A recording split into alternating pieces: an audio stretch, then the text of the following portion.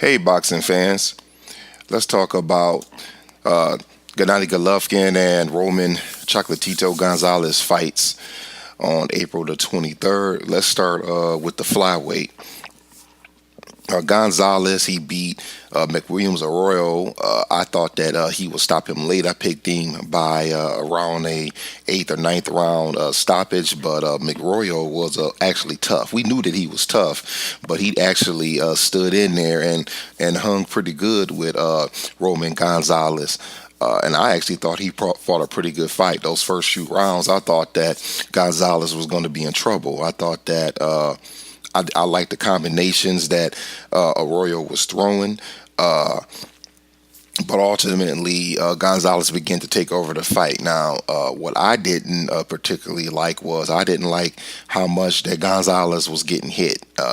In my opinion, I thought that he was getting hit quite a bit in that fight, and it kind of made me wonder if it's true that somewhere in the near future he's going to be moving up in weight. We know a lot of times, when fighters begin to move up in weight, the fighters that are above them are in some cases generally stronger punchers. So, that concerned me a little bit, but Chocolatito did not look bad, at all.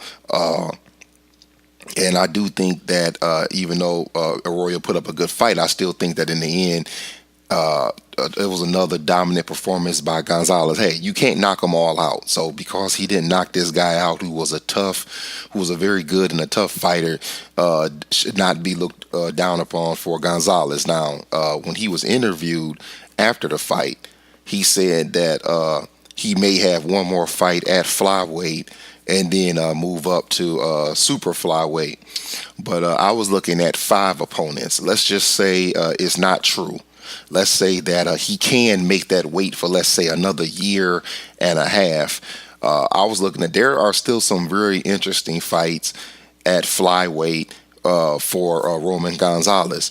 One fight I was looking at was, I'm going to try to pronounce this guy's name, Nawafan Por Chai. I think that's how you may pronounce his name. He's 24 years old. From Bangkok, and he's undefeated.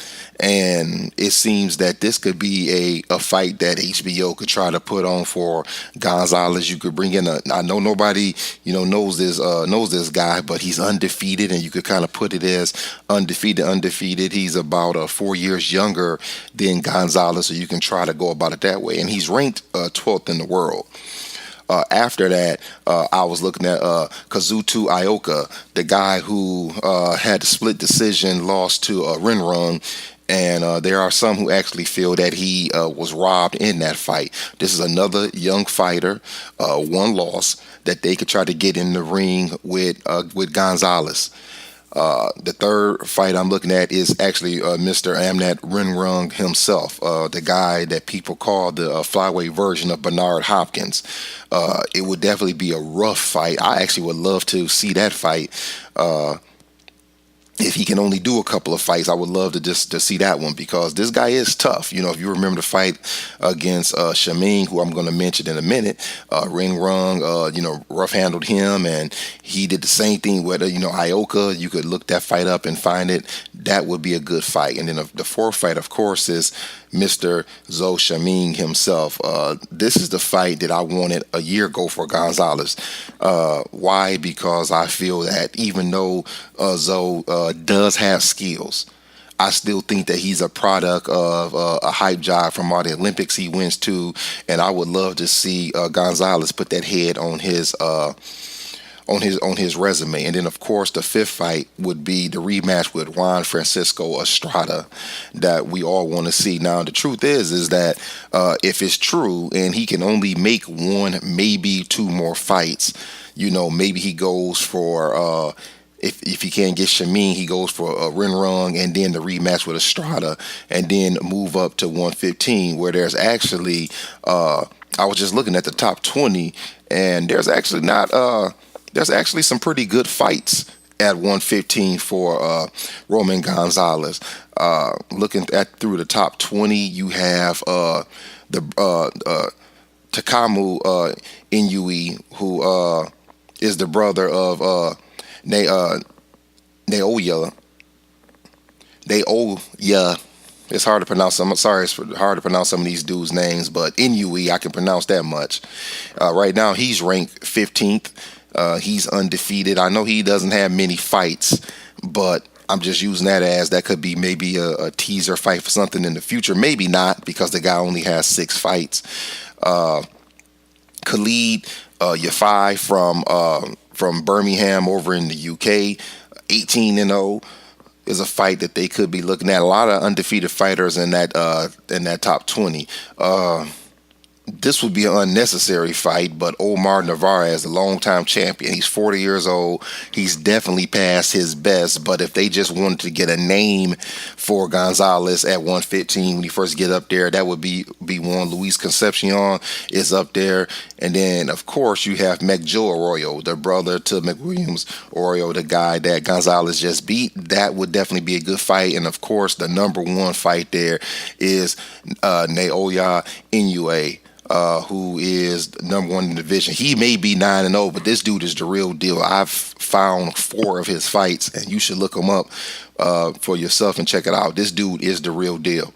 That was my thoughts on Roman Gonzalez win over McWilliams Arroyo. Now let's move on to Triple G.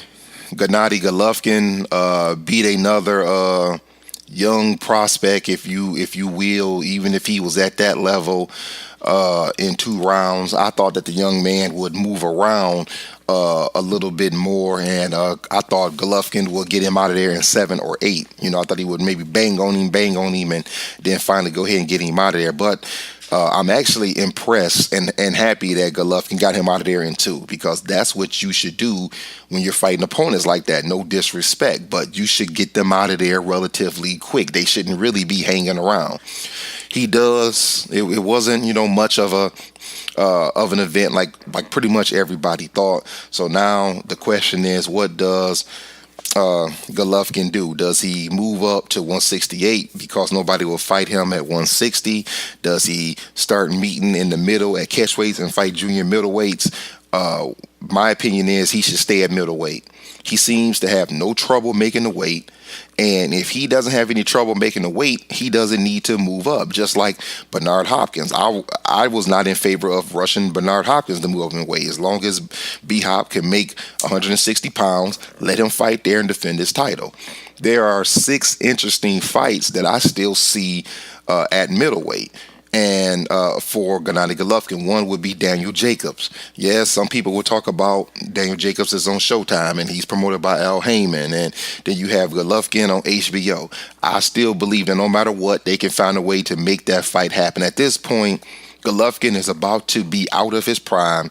He needs to do whatever he has to do to get these fights in place. Daniel Jacobs has a title. He said he wants to unify the belts. I actually think that would be a pretty good fight. Next would be two fights that are from fighters that are from the UK. Billy Joe Saunders and Chris Eubank in any order he could get them. Those would be respectable fights for Golovkin. Those 3 fights, Jacobs, Joe Saunders, and Eubank, are all fights that I think that most of us would respect. Most of us would look at and say, well, at least those weren't, low-level fighters. Then there's my man, Toriano Johnson. Golovkin still has not fought him yet. He's a good fighter who's fought on HBO, and it should be an easy fight to make. Golovkin could get that fight. And then the last 2 fights I have for him at middleweight would be Miguel Cotto and Saul Alvarez. Now, we can stop with the nonsense about these guys not being middleweights. Listen, if you fight over 154 pounds, you're considered a middleweight. You don't have to be right at 160 to be considered a middleweight. Anything over 154 is middleweight. So Cotto, I don't know. I don't see this happening, but Golovkin needs these type of names on his resume. He needs these 2 guys. Okay, if he has to come down to 158, if that'll make Cotto happy, he should do whatever he has to do to get Cotto in the ring. And then last is Saul Alvarez, a young man who I respect greatly. I mean, after he fought Mayweather, I'm looking at this guy as like this is the toughest dude in boxing. I mean, he won't turn down any fight. After he fought Mayweather, he came back and fought Angulo, and then he went after Lara, a fighter that pretty much nobody would just call out and say, "I want that guy." Alvarez said, "Give me that guy. I want him."